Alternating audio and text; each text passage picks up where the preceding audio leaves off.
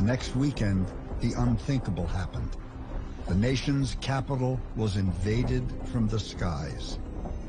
7 unknown blips suddenly appeared on radar at Washington National Airport.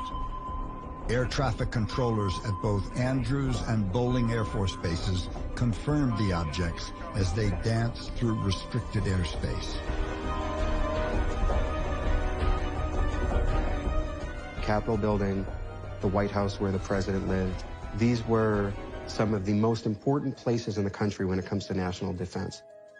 And there were UFOs violating this airspace, and there was nothing that the Air Force could do about it. F-94 interceptors were scrambled. Pentagon press liaison Al Chop was in the radar room that night.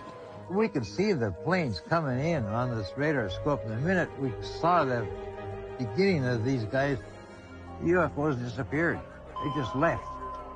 Obviously, whatever these things were, had intelligence enough to get out of the area when we had an intercept going in. But the next weekend, it began again. Pilot William Patterson pushed his Starfire jet to maximum speed to try to intercept one of the glowing objects. Flew right into the middle of 3 or 4 of them.